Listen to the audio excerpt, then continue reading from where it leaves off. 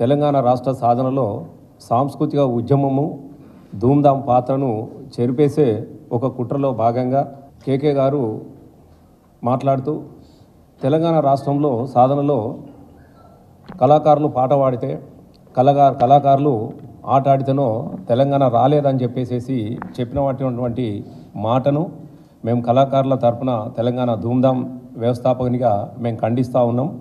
వెంటనే కేకే గారు ఆ మాటను ఉపసంహరించుకొని అమరవీరుల స్తూపం దగ్గరికి వచ్చి ఖచ్చితంగా క్షమాపణలు కళాకారులందరికీ కూడా క్షమాపణ చెప్పాల్సిందిగా మీ మీడియా ద్వారా నేను తెలియజేస్తూ ఉన్నాను.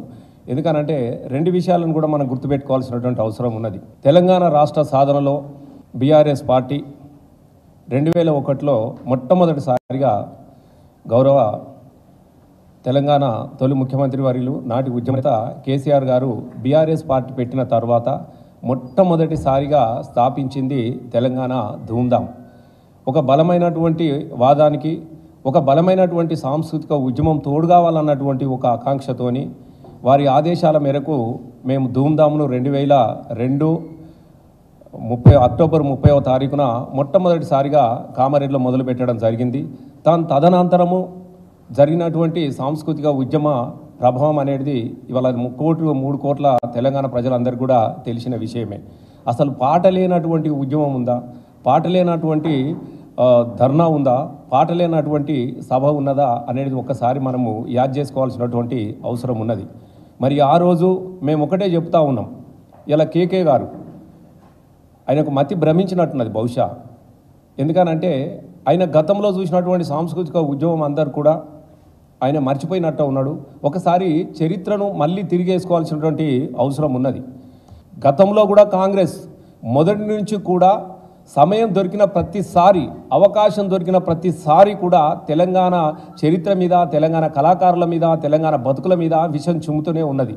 అనేక సందర్భాలలో తెలంగాణ యొక్క పార్టీ అవసరాలున్న ప్రతిసారి కూడా తెలంగాణ వాదాన్ని ఎత్తుకున్నటువంటి కపట కాంగ్రెస్ గురించి ఇవాళ నీతులు మాట్లాడుతూ ఉన్నటువంటి పెద్దలు రెండు విషయాలు తెలుసుకోవాల్సినటువంటి అవసరం ఉన్నది.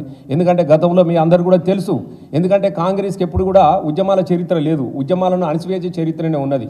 మా పాటలే కదా కదిలించినాయి, నీలాంటి ద్రోహుల మీద తిరుగుబాటు చేపించింది మా పాట అన్న విషయాన్ని కూడా మీరు గుర్తుపెట్టుకోవాలి. ఇలా అట్లాంటి పాటను అవమానిస్తావు, పాట పాడిన వాళ్ళని అవమానిస్తావు, మా చరిత్రను అవమానిస్తావా?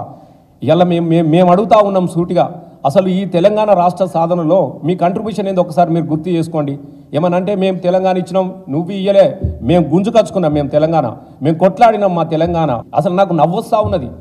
నాది 80 ఏళ్ళ చరిత్ర ఉన్నది, నేను మళ్ళీ అవ్వగారింటికి వచ్చి నేను అత్తగారింటికి వచ్చినట్టు అయిపోయింది, నేను అవ్వగారింటికి అని పోతున్నా పో. ఎందుకంటే ఇలా మేము ఒకటే చెప్తా ఉన్నాం, ముసల్తానానికి వెనకటికి వెళ్ళడానికో సంసారం గుర్తొచ్చిందట. ఇక నేను మోటిగా చెప్తా ఉంటే ఇక వేరే ఉంటుంది. ఇవాళ నేను ఒకటే చెప్తా ఉన్నా, అసలు కనీసం అనడానికన్నా నువ్వు అసలు నీకు సోయిండి మాట్లాడుతున్నావా కేకే గారు అని నేను అడుగుతా ఉన్నా. నేను ఎవరితో కప్పట్టుకోడా?